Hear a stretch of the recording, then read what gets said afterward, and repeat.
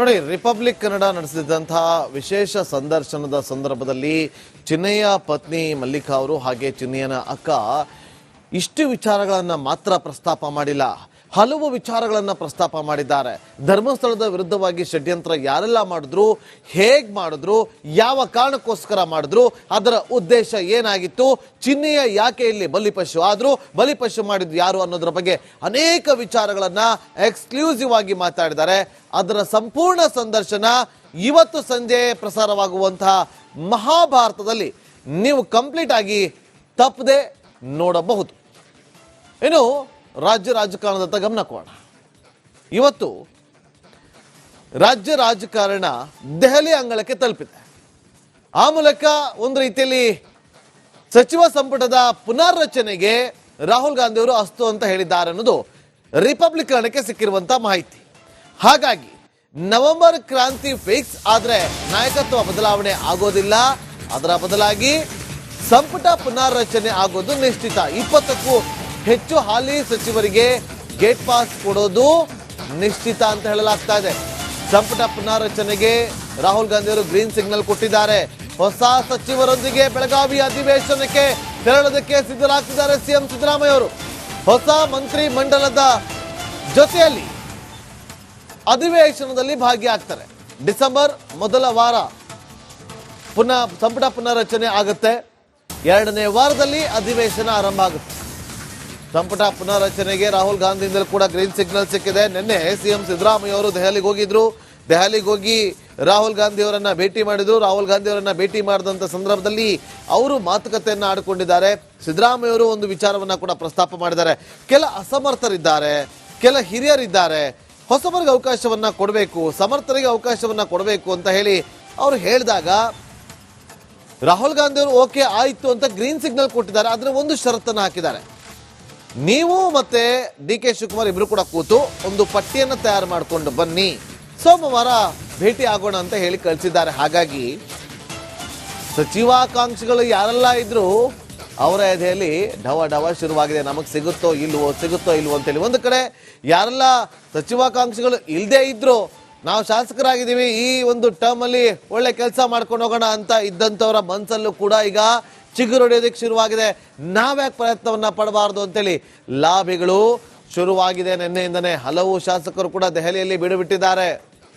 ಒಂದು ಕಡೆ, ಮತ್ತೊಂದು ಕಡೆ ಸಿದ್ದರಾಮಯ್ಯ ಅವರ ಹಿಂದೆ ಒಂದಷ್ಟು ಜನ ಶಾಸಕರು, ಡಿ.ಕೆ. ಶಿವಕುಮಾರ್ ಅವರ ಹಿಂದೆ ಒಂದಷ್ಟು ಜನ ಶಾಸಕರು ಓಡಾಡೋದಕ್ಕೆ ಶುರು ಮಾಡಿಕೊಂಡಿದ್ದಾರೆ. ಆದ್ರೆ ನಿನ್ನೆ ಇಷ್ಟೆಲ್ಲ ಚರ್ಚೆ ಆಯ್ತಲ್ವಾ, ಸಚಿವ ಸಂಪುಟದ ವಿಚಾರವಾಗಿ ಗ್ರೀನ್ ಸಿಗ್ನಲ್ ಕೊಟ್ರಲ್ಲ, ಆ ಸಭೆಯಲ್ಲಿ ನಾಯಕತ್ವ ಬದಲಾವಣೆ ಬಗ್ಗೆ ಚರ್ಚೆ.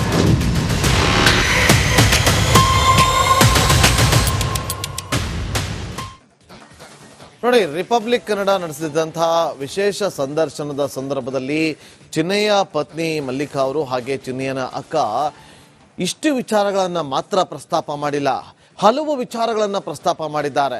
ಧರ್ಮಸ್ಥಳದ ವಿರುದ್ಧವಾಗಿ ಷಡ್ಯಂತ್ರ ಯಾರೆಲ್ಲ ಮಾಡಿದ್ರು, ಹೇಗೆ ಮಾಡಿದ್ರು, ಯಾವ ಕಾರಣಕ್ಕೋಸ್ಕರ ಮಾಡಿದ್ರು, ಅದರ ಉದ್ದೇಶ ಏನಾಗಿತ್ತು, ಚಿನ್ನಯ್ಯ ಯಾಕೆ ಇಲ್ಲಿ ಬಲಿಪಶು ಆದ್ರು, ಬಲಿಪಶು ಮಾಡಿದ್ದು ಯಾರು ಅನ್ನೋದ್ರ ಬಗ್ಗೆ ಅನೇಕ ವಿಚಾರಗಳನ್ನ ಎಕ್ಸ್ಕ್ಲೂಸಿವ್ ಆಗಿ ಮಾತಾಡಿದ್ದಾರೆ. ಅದರ ಸಂಪೂರ್ಣ ಸಂದರ್ಶನ ಇವತ್ತು ಸಂಜೆ ಪ್ರಸಾರವಾಗುವಂತಹ ಮಹಾಭಾರತದಲ್ಲಿ ನೀವು ಕಂಪ್ಲೀಟ್ ಆಗಿ ತಪ್ಪದೆ ನೋಡಬಹುದು. ಇನ್ನು ರಾಜ್ಯ ರಾಜಕಾರಣದತ್ತ ಗಮನ ಕೊಡೋಣ. ಇವತ್ತು ರಾಜ್ಯ ರಾಜಕಾರಣ ದೆಹಲಿ ಅಂಗಳಕ್ಕೆ ತಲುಪಿದೆ. ಆ ಮೂಲಕ ಒಂದು ರೀತಿಯಲ್ಲಿ ಸಚಿವ ಸಂಪುಟದ ಪುನರ್ರಚನೆಗೆ ರಾಹುಲ್ ಗಾಂಧಿ ಅವರು ಅಸ್ತು ಅಂತ ಹೇಳಿದ್ದಾರೆ ಅನ್ನೋದು ರಿಪಬ್ಲಿಕ್ ಕನ್ನಡಕ್ಕೆ ಸಿಕ್ಕಿರುವಂತಹ ಮಾಹಿತಿ. ಹಾಗಾಗಿ ನವೆಂಬರ್ ಕ್ರಾಂತಿ ಫಿಕ್ಸ್ ಆದ್ರೆ ನಾಯಕತ್ವ ಬದಲಾವಣೆ ಆಗೋದಿಲ್ಲ, ಅದರ ಬದಲಾಗಿ ಸಂಪುಟ ಪುನರ್ರಚನೆ ಆಗೋದು ನಿಶ್ಚಿತ. 20ಕ್ಕೂ ಹೆಚ್ಚು ಹಾಲಿ ಸಚಿವರಿಗೆ ಗೇಟ್ ಪಾಸ್ ಕೊಡೋದು ನಿಶ್ಚಿತ ಅಂತ ಹೇಳಲಾಗ್ತಾ ಇದೆ.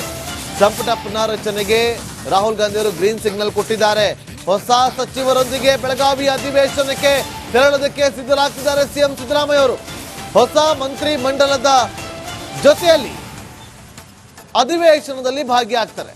ಡಿಸೆಂಬರ್ ಮೊದಲ ವಾರ ಸಂಪುಟ ಪುನರ್ರಚನೆ ಆಗುತ್ತೆ. 2ನೇ ವಾರದಲ್ಲಿ ಅಧಿವೇಶನ ಆರಂಭ ಆಗುತ್ತೆ. ಸಂಪುಟ ಪುನರ್ರಚನೆಗೆ ರಾಹುಲ್ ಗಾಂಧಿಯಿಂದಲೂ ಕೂಡ ಗ್ರೀನ್ ಸಿಗ್ನಲ್ ಸಿಕ್ಕಿದೆ. ನಿನ್ನೆ ಸಿಎಂ ಸಿದ್ದರಾಮಯ್ಯ ಅವರು ದೆಹಲಿಗೆ ಹೋಗಿದ್ರು. ದೆಹಲಿಗೆ ಹೋಗಿ ರಾಹುಲ್ ಗಾಂಧಿ ಅವರನ್ನ ಭೇಟಿ ಮಾಡಿದ್ರು. ರಾಹುಲ್ ಗಾಂಧಿ ಅವರನ್ನ ಭೇಟಿ ಮಾಡಿದಂತ ಸಂದರ್ಭದಲ್ಲಿ ಅವರು ಮಾತುಕತೆಯನ್ನ ಆಡಿಕೊಂಡಿದ್ದಾರೆ. ಸಿದ್ದರಾಮಯ್ಯ ಅವರು ಒಂದು ವಿಚಾರವನ್ನ ಕೂಡ ಪ್ರಸ್ತಾಪ ಮಾಡಿದ್ದಾರೆ. ಕೆಲ ಅಸಮರ್ಥರಿದ್ದಾರೆ, ಕೆಲ ಹಿರಿಯರಿದ್ದಾರೆ, ಹೊಸಬರಿಗೆ ಅವಕಾಶವನ್ನ ಕೊಡಬೇಕು, ಸಮರ್ಥರಿಗೆ ಅವಕಾಶವನ್ನ ಕೊಡಬೇಕು ಅಂತ ಹೇಳಿ ಅವರು ಹೇಳಿದಾಗ ರಾಹುಲ್ ಗಾಂಧಿ ಅವರು ಓಕೆ ಆಯ್ತು ಅಂತ ಗ್ರೀನ್ ಸಿಗ್ನಲ್ ಕೊಟ್ಟಿದ್ದಾರೆ. ಆದ್ರೆ ಒಂದು ಷರತ್ತನ್ನು ಹಾಕಿದ್ದಾರೆ. ನೀವು ಮತ್ತೆ ಡಿ ಕೆ ಶಿವಕುಮಾರ್ ಇಬ್ರು ಕೂಡ ಕೂತು ಒಂದು ಪಟ್ಟಿಯನ್ನು ತಯಾರು ಮಾಡಿಕೊಂಡು ಬನ್ನಿ, ಸೋಮವಾರ ಭೇಟಿ ಆಗೋಣ ಅಂತ ಹೇಳಿ ಕಳಿಸಿದ್ದಾರೆ. ಹಾಗಾಗಿ ಸಚಿವಾಕಾಂಕ್ಷಿಗಳು ಯಾರೆಲ್ಲ ಇದ್ರು ಅವರ ಎದೆಯಲ್ಲಿ ಢವ ಢವ ಶುರುವಾಗಿದೆ. ನಮಗೆ ಸಿಗುತ್ತೋ ಇಲ್ವೋ ಅಂತೇಳಿ. ಒಂದು ಕಡೆ ಯಾರೆಲ್ಲ ಸಚಿವಾಕಾಂಕ್ಷಿಗಳು ಇಲ್ಲದೆ ಇದ್ರು, ನಾವು ಶಾಸಕರಾಗಿದ್ದೀವಿ, ಈ ಒಂದು ಟರ್ಮ್ ಅಲ್ಲಿ ಒಳ್ಳೆ ಕೆಲಸ ಮಾಡ್ಕೊಂಡು ಹೋಗೋಣ ಅಂತ ಇದ್ದಂಥವರ ಮನಸ್ಸಲ್ಲೂ ಕೂಡ ಈಗ ಚಿಗುರೊಡೆಯೋದಕ್ಕೆ ಶುರುವಾಗಿದೆ. ನಾವ್ಯಾಕೆ ಪ್ರಯತ್ನವನ್ನ ಪಡಬಾರ್ದು ಅಂತೇಳಿ ಲಾಭಿಗಳು ಶುರುವಾಗಿದೆ. ನಿನ್ನೆಯಿಂದನೇ ಹಲವು ಶಾಸಕರು ಕೂಡ ದೆಹಲಿಯಲ್ಲಿ ಬಿಡುಬಿಟ್ಟಿದ್ದಾರೆ. ಒಂದು ಕಡೆ ಮತ್ತೊಂದು ಕಡೆ ಸಿದ್ದರಾಮಯ್ಯ ಅವರ ಹಿಂದೆ ಒಂದಷ್ಟು ಜನ ಶಾಸಕರು, ಡಿ ಕೆ ಶಿವಕುಮಾರ್ ಅವರ ಹಿಂದೆ ಒಂದಷ್ಟು ಜನ ಶಾಸಕರು ಓಡಾಡೋದಕ್ಕೆ ಶುರು ಮಾಡಿಕೊಂಡಿದ್ದಾರೆ. ಆದ್ರೆ ನಿನ್ನೆ ಇಷ್ಟೆಲ್ಲ ಚರ್ಚೆ ಆಯ್ತಲ್ವಾ, ಸಚಿವ ಸಂಪುಟದ ವಿಚಾರವಾಗಿ ಗ್ರೀನ್ ಸಿಗ್ನಲ್ ಕೊಟ್ರಲ್ಲ, ಆ ಸಭೆಯಲ್ಲಿ ನಾಯಕತ್ವ ಬದಲಾವಣೆ ಬಗ್ಗೆ ಚರ್ಚೆಗೆ ರಾಹುಲ್ ಗಾಂಧಿ ಅವರು ಗ್ರೀನ್ ಸಿಗ್ನಲ್ ಕೊಟ್ಟಿದ್ದಾರೆ. ಹೊಸ ಸಚಿವರೊಂದಿಗೆ ಬೆಳಗಾವಿ ಅಧಿವೇಶನಕ್ಕೆ ತೆರಳೋದಕ್ಕೆ ಸಿದ್ಧರಾಗ್ತಿದ್ದಾರೆ ಸಿಎಂ ಸಿದ್ದರಾಮಯ್ಯ ಅವರು. ಹೊಸ ಮಂತ್ರಿ ಮಂಡಲದ ಜೊತೆಯಲ್ಲಿ ಅಧಿವೇಶನದಲ್ಲಿ ಭಾಗಿಯಾಗ್ತಾರೆ. ಡಿಸೆಂಬರ್ ಮೊದಲ ವಾರ ಸಂಪುಟ ಪುನರ್ರಚನೆ ಆಗುತ್ತೆ. 2ನೇ ವಾರದಲ್ಲಿ ಅಧಿವೇಶನ ಆರಂಭ ಆಗುತ್ತೆ.